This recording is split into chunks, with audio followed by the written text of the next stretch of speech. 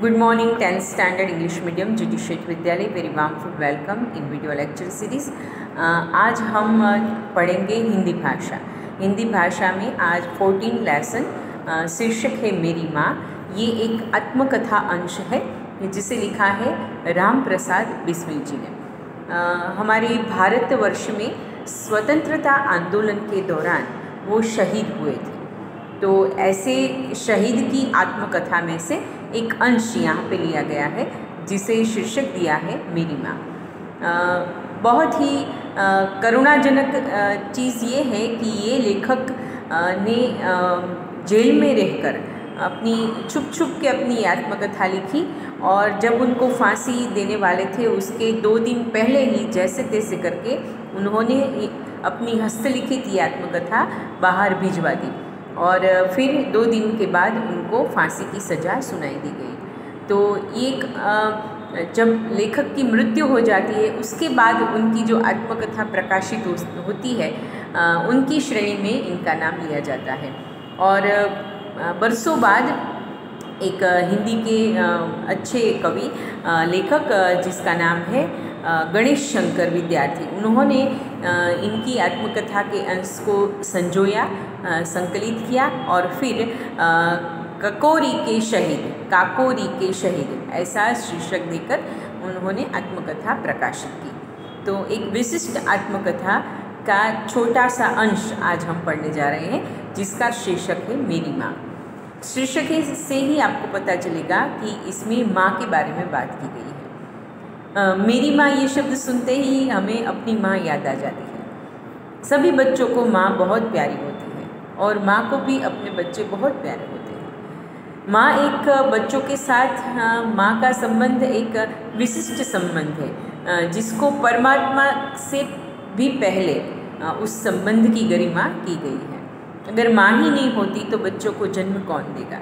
इसलिए माँ और बच्चे का जन्म विशिष्ट है, संवेदनपूर्ण है, वात्सल्यपूर्ण है, और बच्चे को जन्म देने के बाद बच्चे के संपूर्ण व्यक्तित्व में माँ का बहुत बड़ा प्रभाव होता है।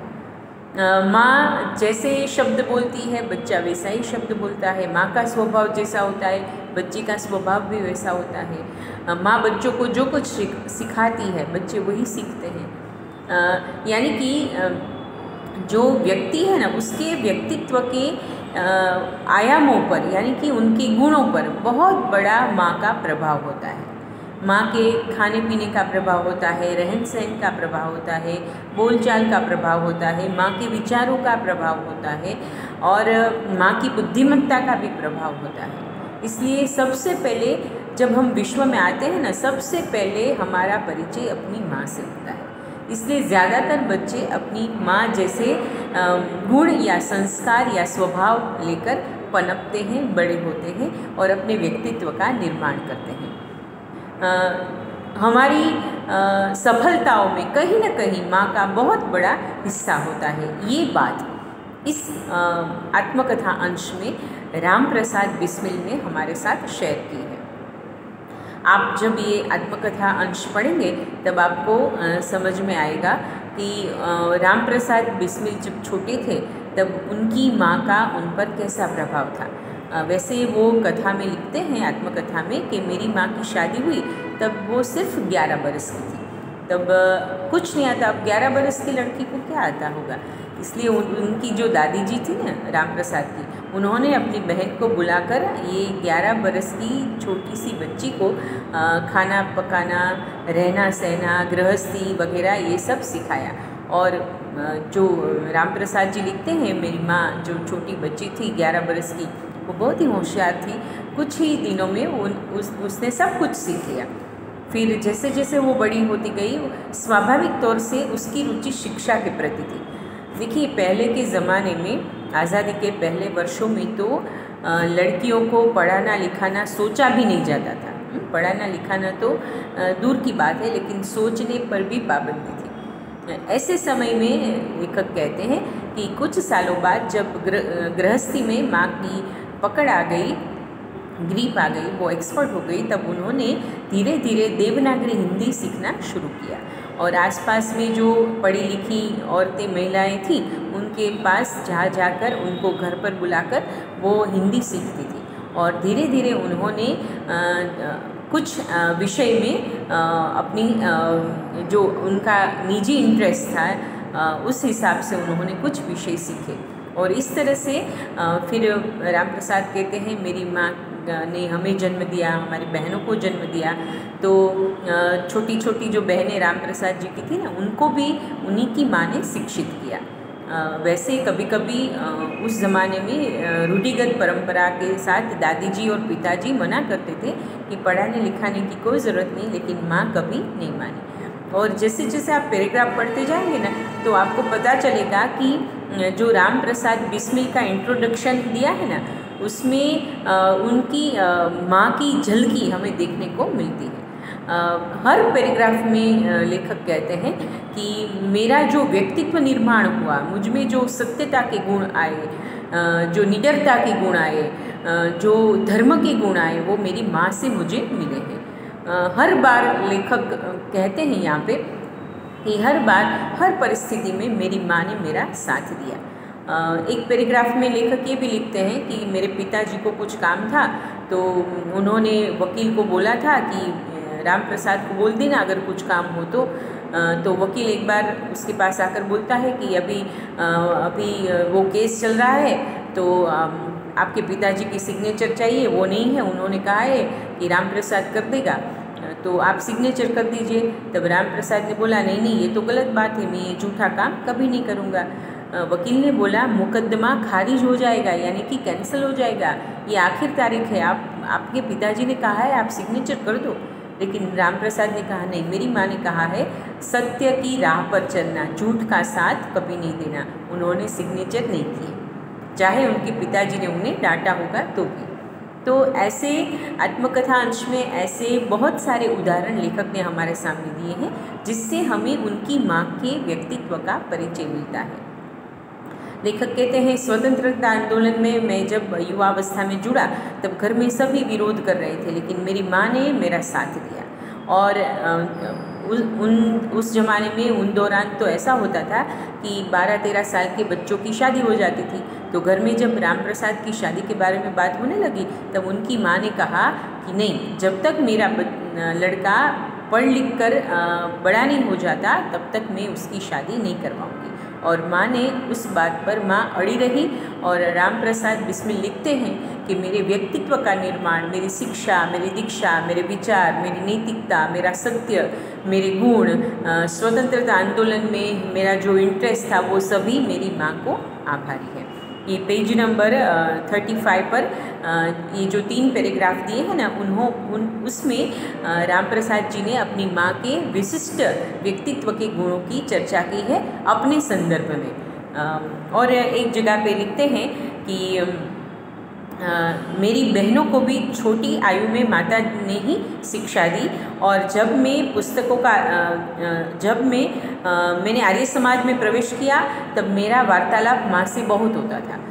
उन दौरान आर्य समाज एक बहुत ही आदर्श संस्था थी और वो वेद विचारों पर आधारित समाज व्यवस्था थी, उसे आर्य समाज कहते हैं। स्वामी दयानंद सरस्वती जी ने उनकी नींव डाली थी। स्वामी जी मूर्ति पूजा के विरोधी थे और वैदिक विचारों के प्रचारक और प्रसारक थे। उन्होंने आर्य समाज की स्थापना की थी। उन दौरान उस ज़माने में उस भारत में आर्य समाज की बहुत बोलबाला थी। जैसे ही ये राम प्रसाद जी लिखते हैं, मैं थोड़ा युवा हुआ और मैंने आर्य समाज ज्वाइन किया तो मेरी माँ ने मुझे बहुत प्रोत्साहित किया और कई बार आर्य समाज के सिद्धांतों का वार्तालाप मेरी माँ से होता था। बच्चे अपने मन की बात माँ से ज़्यादा अच्छी तरह से कर पाते हैं। देखिए, हमारे मन में जो कुछ विचार आता है या हमारी कोई रिक्वायरमेंट है तो सबसे पहले हम किसे कहते हैं? माँ को कहते हैं। और हमें विश्वास होता है कि अगर हमारी बात सच्ची होगी तो माँ हमारी बात को स्वीकार करेगी। तो ऐसे बहुत ही अच्छा आत्मकथा अंश है, आप ज़रूर पढ़िएगा। आज मैं पेज नंबर 35 के ये जो 3 पैराग्राफ है उसके बारे में मैंने आपसे चर्चा की। नेक्स्ट वीडियो लेक्चर में मैं और दूसरा पार्ट जो पेज नंबर 36 पर 2 पैराग्राफ है उनके बारे में हम डिटेल में बात करेंगे। तो लेसन नंबर 14 मेरी माँ राम प्रसाद बिस्मिल की ये आत्मकथा का अंश है। ये बहुत ही सरल तरीके से लिखा गया है और उसमें उनकी माँ की झलकी हमें दिखती है। ये आत्मकथा अंश है, इसलिए बीच में से कहीं लेखक ने जहाँ जहाँ अपनी माँ के बारे में बात की है उसको संकलित करके यहाँ पे आपके सामने पाठ के स्वरूप में रखा गया है। तो हमें भी ये पाठ, ये आत्मकथा अंश हमें भी ये तक देता है कि हम भी अपनी माँ के सद्गुणों के बारे में सोचें।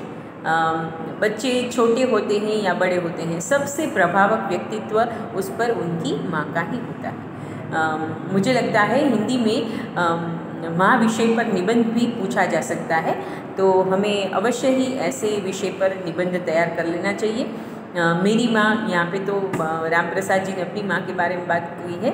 आप भी माँ पर अपना अच्छा सा एक निबंध जब भी आपको समय मिले लिख लीजिए, तैयार कर लीजिए, क्योंकि लेखन विभाग में निबंध ही बहुत बड़ा महत्व रखता है और ये आपका सेल्फ वर्क है। आपको माँ के बारे में एक निबंध लिखना है, अंदाजित 200 शब्दों में आपको निबंध लिखना है।